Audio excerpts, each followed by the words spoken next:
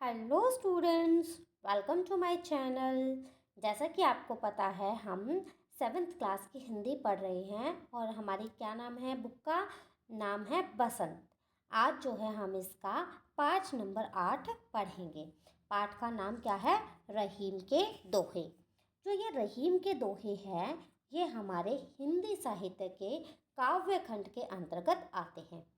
ठीक है, देखो जितने भी हमारे दोहे, चौपाई, सवियाँ ये होती है ना, गीत, ये सब हमारे हिंदी साहित्य के काव्य खंड के अंतर्गत आते हैं। और ये रहीम के दोहे किसने लिखे हैं? लिखे ये किसने हैं? रहीम ने, तभी तो ये रहीम के दोहे हैं। तो अब आपको देखो, इनको दोहों को देखकर जो है आपको घबराना नहीं है। सबसे पहली बात तो ये कि आपको इनको देख करके घबराना नहीं है। अगर आपको इनमें से किसी भी एक वर्ड का मीनिंग पता हो ना तो आप इनको ईजिली कर लोगे। आपको बस क्या करना है, इनके मीनिंग को थोड़ा थोड़ा समझना है। जब आपने मीनिंग को समझ लिया तो इट मीन्स जो है आप इसको कर गए। अब जो है इसको ध्यान से सुनना, ओके। कही रहीम संपत्ति सगे, बनत बहुत बहुरीत, विपत्ति कसोटी जे कसे, तेई सांचे मीत। ठीक है, देखो कही, कही मीन्स कहे, कहना, कही मीन्स कहना, रहीम मीन्स रहीम। ठीक है, रहीम तो नाम ही है ना। कौन कहता है? रहीम कहता है। संपत्ति सगे, सगे मीन्स जो हमारे सगे संबंधी हैं, जो हमारे रिलेटिव्स हैं। संपत्ति मीन्स कोई धन के समान। ठीक है, मतलब कि वो हमारे किसी धन के समान। तो रहीम जी क्या कहते हैं कि कही रहीम संपत्ति सगे, कि रहीम जी कहते हैं जो हमारे सगे संबंधी हैं वो किसी संपत्ति की तरह होते हैं। बनत बहुत बहुरीत, बनत मीन्स बनते हैं, बहुत मीन्स बहुत। ठीक है, बहुत बहुत, बहु मीन्स बहुत। ठीक है, और इस बहु मीन्स सारे। ठीक है, इस बहु मीन्स सारे। रीति, रीति मीन्स रीति रिवाज। ठीक है, जो ये हमारे सगे संपत्ति हैं, सगे संबंधी हैं, ये किसी संपत्ति की तरह होते हैं और ये बहुत सारे रीति रिवाजों के बाद बनते हैं। विपत्ति कसोटी जे कसे, विपत्ति, यहाँ पर विपत्ति का मतलब क्या है? मुसीबत। विपत्ति का मतलब क्या है? मुसीबत। ठीक है, विपत्ति का मतलब है मुसीबत। कसोटी जे कसे, मतलब कि मुसीबत में जो आपकी सहायता करे। तेई साचे मीत, तेई मीन्स वही, साचे मीन्स सच्चे, मीत मीन्स मित्र, मीत मीन्स मित्र। जो आपकी मुसीबत में सहायता करे वही आपका क्या होता है? सच्चा मित्र होता है। तो इस दोहे में, पहले दोहे में रहीम जी ने क्या कहा कि जो हमारे सगे संबंधी होते हैं, ठीक है, वो किसी संपत्ति की तरह होते हैं और वे बहुत सारे रीति रिवाजों के बाद बनते हैं। परंतु जो व्यक्ति हमारी मुसीबत में सहायता करते हैं या सहायता करें, ठीक है, वही आपका क्या होता है? सच्चा मित्र कहलाता है। तो आप इसका दोहा, जो इसका अर्थ है वो कैसे लिखोगे? रहीम के दोहे आप कैसे लिखोगे? रहीम के इस दोहे में वे कहते हैं कि हमारे सगे संबंधी तो किसी संपत्ति की तरह होते हैं जो बहुत सारे रीति रिवाजों के बाद बनते हैं, परंतु जो व्यक्ति मुसीबत में आपकी सहायता कर आपके काम आए वही आपका सच्चा मित्र होता है। ठीक है, नेक्स्ट। जाल परे जल जात बही, तजी मीनन को मुँह, रहीमन मछली नीर को तऊ न छड़ती छो। जाल मीन्स जो वो जाल होता है ना, शिकारी का जो जाल होता है, जल पानी। ठीक है, जब वो जाल जो है वो पानी में पड़ता है, ठीक है, जब मतलब जो मछुआरा है वो नदी में मछली को पकड़ने के लिए जब वो जाल को डालता है तो उसमें से जो है पानी, जल जात बही, जल जात मीन्स जो जल है, पानी है, बही मीन्स बाहर, जात मीन्स निकलना। ठीक है, बही मीन्स बही, बही का मीन्स क्या है? बाहर। जई मीन्स, जात मीन्स निकलना। ठीक है, तो जो वो पानी है वो उस जाल में से बाहर निकल जाता है। तजी मीनन को मोह, तजी मीनन, मीनन मीन्स मछली, मोह मीन्स मोह। ठीक है, मोह का मतलब मोही है हैं। तो उसमें से वो क्या है कि जब जो है मछुआरा नदी में मछली को पकड़ने के लिए जाल डालता है तो पानी तो उसमें से बाहर निकल जाता है, और जो जल है वो क्या करता है, उसी समय अपने मछली के मुंह को त्याग देता है।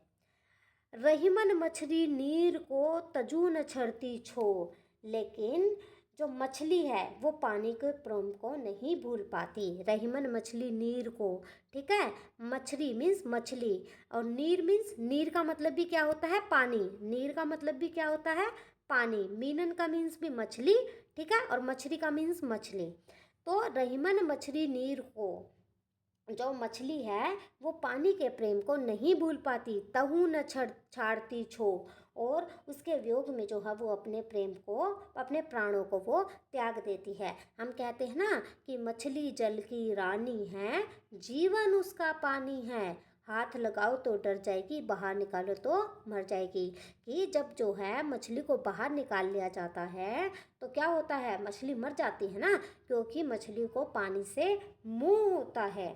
तो रहीम दास के इस दोहे में उन्होंने सच्चे प्रेम के बारे में बताया है। उनके अनुसार जब नदी में मछली पकड़ने के लिए जाल डालकर बाहर निकाला जाता है तो जाल तो जो है उसी समय बाहर निकल जाता है, लेकिन उसे जो है मछली से कोई मोह नहीं होता है, कोई प्रेम। मोह का आप जो है मीनिंग कैसे लिख सकते हो, प्रेम, प्रेम भी आप लिख सकते हो, उसको कोई प्रेम नहीं होता। मगर मछली जो है वो पानी के प्रेम को भूल नहीं पाती है, और उसी के वियोग में जो है अपने प्राण त्याग देती है। ठीक है, नेक्स्ट, तरुवर फल नहीं खात है, सरवर पियत न पान, कही रहीम पर काज हित, संपत्ति सच्चे ही सुजान। तरुवर मीन्स ये पेड़, तरुवर का मतलब क्या है, पेड़। फल नहीं खाता है, जो जैसे पेड़ अपना फल जो है वो खुद नहीं खाता है। सरोवर पियत न पान, जो ये तालाब और ये सरोवर दिखा रखा है ना, जैसे ये जो तालाब है वो अपना पानी खुद नहीं पीता है।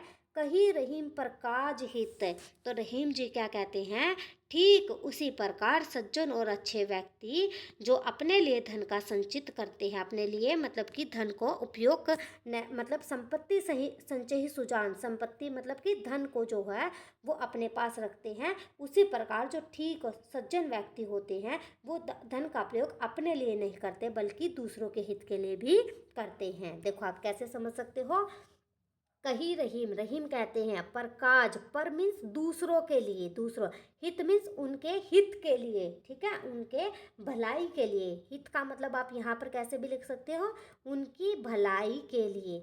संपत्ति मीन्स धन, संचय, संचयी, संचयी मीन्स इकट्ठा, संचयी मीन्स क्या होता है, इकट्ठा करना, ठीक है। तो जैसे तरवर फल नहीं खात है, मतलब कि पेड़ जो है अपना फल खुद नहीं खाता। सरोवर पियत ना पानी, जो तालाब है वो अपना पानी खुद नहीं पीता है। ठीक उसी प्रकार जो सज्जन व्यक्ति है वो धन को सिर्फ अपने लिए उपयोग नहीं करता, वो बल्कि दूसरों के भलाई के लिए उसका उपयोग भी करता है। तो आप इस दोहे का अर्थ कैसे लिखोगे, रहीम जी ने अपने इस दोहे में कहा है कि जिस प्रकार वृक्ष अपने फल खुद नहीं खाते और नदी तालाब अपना पानी स्वयं नहीं पीते, ठीक उसी प्रकार सज्जन और अच्छे व्यक्ति अपने संचित धन का उपयोग केवल अपने लिए नहीं करते, वो उस धन से दूसरों का भला करते हैं। ठीक है, नेक्स्ट, थोथे बादर कुआर के, जो रहीम गहरात, धनी पुरुष निर्धन बहे, करे पाछली बात। थोथे बादर कुआर के, थोथे बादर कुआर के मतलब कुआर, कुआर का मतलब क्या होता है, थोते मीन्स जो खोखले हो चुके हैं, बादर मीन्स बादल, और कुआर, कुआर का वो टाइम होता है मतलब जो बारिश और सर्दी के बीच का जो टाइम होता है ना, उसको हम कहते हैं कुआर का टाइम। ठीक है, जो रहीम गहरात, जो मतलब कि क्या करते हैं, गरजते रहते हैं, मीन्स वो बरसते नहीं हैं। थोते जो बादल हैं वो क्या करते रहते हैं, वो सिर्फ गरजते रहते हैं, वो बरसते नहीं हैं। ठीक है, धनी पुरुष निर्धन बहे, कि धनी पुरुष मीन्स जो अमीर आदमी है वो क्या हो गया है, निर्धन बहे, वो गरीब हो गया है। करे पाछली बात, अब वो क्या कर रहा है, पाछली मीन्स पिछली बात, कि वो क्या कर रहा है, अपनी पिछली बातों को बता रहा है कि जब जो है अमीर आदमी गरीब हो जाता है तो वो क्या करता है, वो अपनी पिछली बातों का जो है वो गुणगान यहाँ पर कर रहा है। ठीक है, तो इसको हम कैसे लिखेंगे, इस दोहे में रहीम दास जी ने कहा कि जिस प्रकार बारिश और सर्दी के बीच के समय में बादल केवल जो है गरजते हैं, बरसते नहीं हैं, उसी प्रकार जो है कंगाल होने के बाद अमीर व्यक्ति जो है अपने पिछले समय की बड़ी बड़ी बातें करते रहते हैं जिनका कोई मूल्य नहीं होता है। ठीक है, क्वार क्वार आप समझ गए ना, क्वार का मतलब क्या होता है, बारिश और सर्दी के बीच का समय, बारिश और सर्दी के बीच का समय, बारिश और सर्दी के बीच का जो समय होता है, बीच का समय।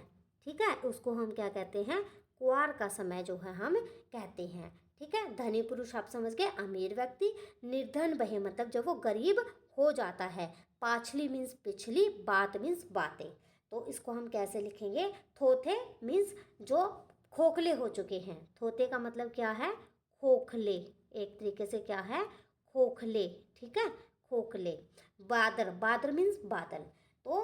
तो जिस प्रकार बारिश और सर्दी के बीच के समय में बादल केवल क्या करते हैं, गहरात, गहरात मीन्स गरजते हैं, वो बरसते नहीं हैं, गरजते, गहरात मीन्स गरजते, वो सिर्फ क्या करते हैं, गरजते हैं, बरसते नहीं हैं। उसी प्रकार जब धनी आदमी क्या हो जाता है, कंगाल हो जाता है, निर्धन हो जाता है, तो वो क्या करता है, अपने पिछले समय की बड़ी बड़ी बातें करता रहता है जिनका कोई मूल्य नहीं होता है। ओके, नेक्स्ट पर, धरती किसी रीत है, शीत घाम ओ में, जैसी परे सो सही रहे, त्यों रहीम यह दे। मतलब कि जो हमारा ये शरीर है, रहीम जी क्या कहते हैं कि मनुष्य के शरीर की सहनशीलता जैसे कि धरती के समान ही है, धरती की सी रीत, धरती की सी रीत मीन्स धरती के समान है।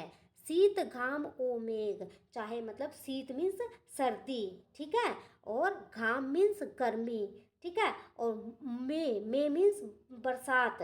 ठीक है, तो आप इसको कैसे लिखेंगे, धरती किसी रीत है, ठीक है, धरती के समान है। शीत, शीत मीन्स सर्दी, घाम, घाम मीन्स गर्मी, घाम का मतलब क्या होता है, गर्मी, और मे मीन्स बरसात, मे का मतलब क्या होता है, बरसात होता है, बरसात, मे का मतलब क्या है यहाँ पर, बरसात। रेड पेन ही ठीक है, एक सेकेंड।